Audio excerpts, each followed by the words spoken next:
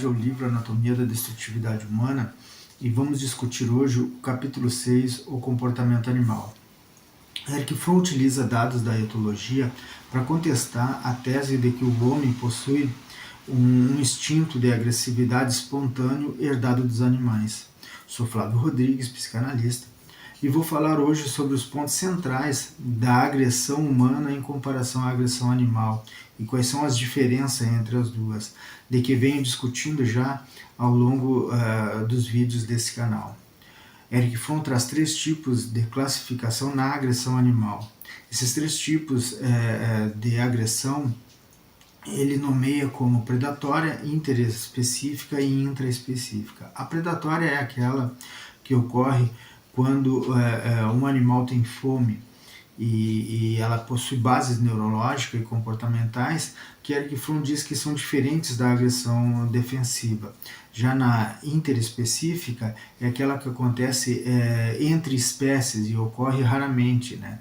Exceto pela defesa ou fuga. Quando a fuga é impossível, essa agressão se estabelece. A intraespecífica é aquela que ocorre entre animais da mesma espécie. E esse é o foco principal da análise, porque é ela que dá base à teoria instintivista da qual Fromm faz a sua crítica.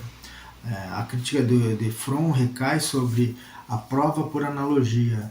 Por exemplo, a crítica sobre o uso de comportamentos de aves e peixes, como os peixes ciclídeos, que são usados para explicar a psicologia humana. Esses peixes eles são amplamente considerados como um modelo perfeito para explicar o que ocorre no comportamento animal a partir dos estudos da etologia e da evolução. Né? Fromm ele não aceita esse antropomorfismo, ele rejeita a aplicação de termos como desinteresse ou moral para comportamentos animais, que são na verdade esquemas instintivos, né? Esquemas de ação instintiva. Então não seriam pensados, não seriam relativizados, né?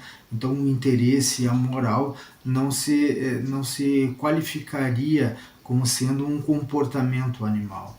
Porém, na observação de primatas em liberdade, ele verificou nos seus estudos, né, que existiria um pacifismo relativo. E nos estudos com chimpanzé, como os da Jane Goodwin, né, falecida em 2025, aos 91 anos, ficou constatado que em estado selvagem esses animais eles são criaturas prudentes, hesitantes, né, e com alta tolerância mútua. Além dessa constatação dos estudos de Goodwin, existe a ausência de crueldade, né? Ponto este que faz com que Fromm separe a agressão maligna da agressão benigna. Os primatas, dizia Fromm, que eles não torturam ou matam um membro da própria espécie apenas por prazer, né? Ou sem um motivo biológico. Esses pontos, né, fazem com que a gente entenda que os estudos da época de Fromm, né, eram estudos que já explicavam, de certa forma, a diferença entre o comportamento animal e o comportamento humano, né? Mas Franz Hall, um etólogo, Franz Hall, ele vai falar que além da dominância baseada apenas pela força, né, que é uma dominância instável e rara, existe a dominância por laços sociais e por cooperação. Então, em ambos os estudos, se sustenta que a dominância baseada pela força ela não se sustenta por muito tempo, né? Enquanto a dominância que permanece e que é mais forte, né? E que é uma dominância evolutiva, são por laços sociais e por cooperação. Fromm ele vai apontar a importância da competência da sabedoria e da tolerância social. A competência e a sabedoria, o Erich Fromm vai dizer que entre os antropomorfos, a liderança muitas vezes se baseia na experiência e na capacidade de guiar o grupo. E isso a gente pode ver em estudos recentes, em documentários que demonstram que muitas vezes, pela força, um chimpanzé consegue dominar o grupo, mas aqueles que colaboram, que cooperam e que ajudam, né, outros, eles conseguem dominar o grupo de uma forma mais cooperativa, né?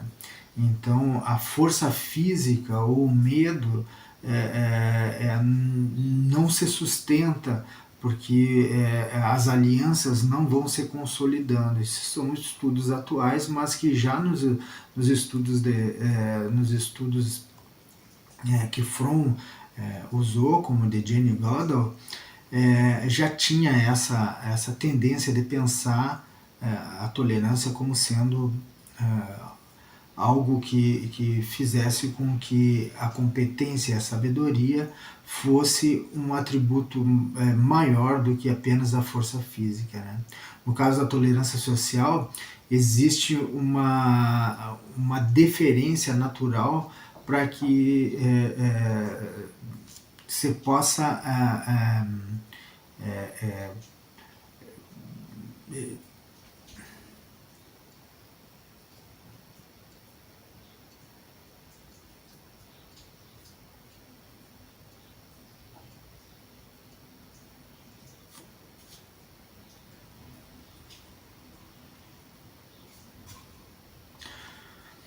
Fromm aponta a importância da competência, da sabedoria e da tolerância.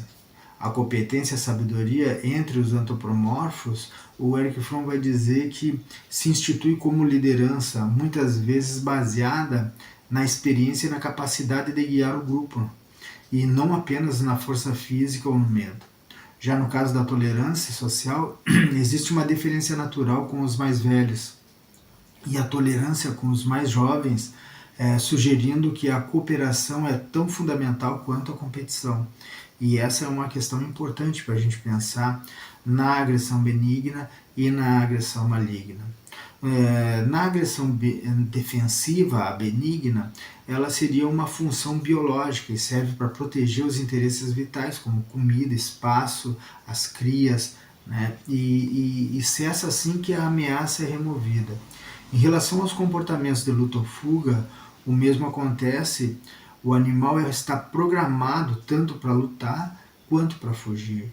E a fuga é frequentemente uma resposta preferencial. Né? Então, essa é uma ideia de que a agressão entre os animais fosse algo natural, algo naturalizado. Né? Mas não, a gente vai ver que podendo evitar o conflito, evitar o confronto, os animais antropomórficos, eles vão preferir a fuga. Nesse capítulo, Fromm demonstra que a imagem do animal como um assassino sanguinário é um mito, né? E aí é isso que ele pontua várias vezes no texto, né? É que se o homem fosse apenas um animal, ele seria relativamente pacífico, né? E a sua capacidade. Eu acho que aqui tem um ponto para a gente pensar sobre como nos desenvolvemos e como que é a nossa natureza, né? E sim, né? A gente poder chamar de uma natureza, uma biologia que ela é específica, né? Então, a capacidade simbólica de dar significado às coisas, ela pode ser ao mesmo tempo destrutiva e promover a morte, mas também ela é essencial para produzir a vida. E esse eu acho que é o ponto principal quando a gente vai pensar na agressão maligna e na agressão benigna. Desta forma, a gente vai pensar que as guerras são instituições não por território em si, mas sim uma luta pelo poder, uma luta pela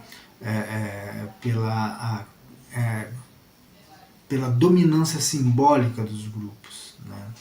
Em que o símbolo que era o ouro antes, hoje é a energia, né?